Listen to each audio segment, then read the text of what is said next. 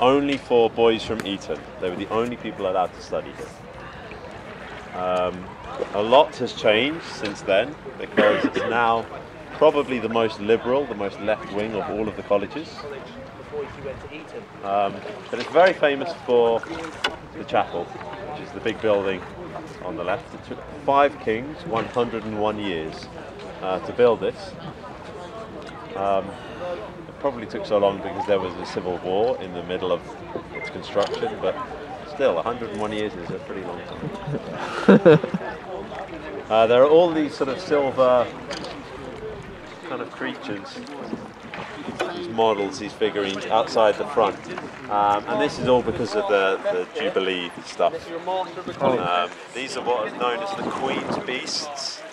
And all of these animals are the animals that have appeared on the royal family's insignia, all of their coats of arms and their shields. There's been horses, dragons, griffins, lions, and so they are representations of all of those.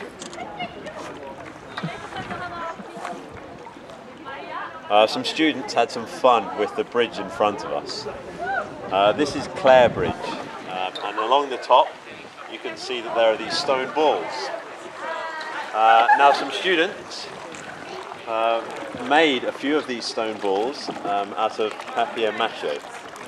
And so they painted them, coloured them, made them look as real as possible, so that when a boat full of people, such as this one, would pass underneath, they would roll the paper ball off into the boat, and of course many people thought they were going to be crushed by a real ball, so they jumped into the river to save their lives and destroyed all of their possessions, just for a joke for the students.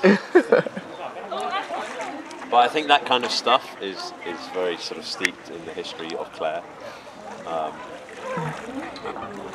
So this is Clare College here on our right. It's the oldest college we see today. It dates back to 1326. Originally it was called University Hall, but then a French lady came along, a very clever French lady. She was very young, and she decided that she was going to marry a very, very old, very, very rich man. Now he unfortunately died, so she got a lot of money, but she was still all alone. So she found another very, very old, very, very rich man. She was determined. And guess what happened to him? He died. So of course she got even more money, and because she was just so lonely, she had to find another husband.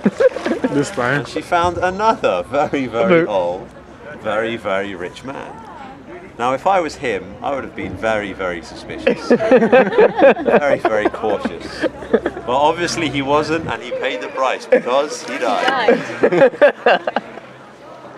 Anyway, she used all of this money that she had to start the college, and she was actually the first person to introduce a scholarship to the UK. So she did good things with the money. It was a college all for boys, so maybe she could have found, you know, another husband.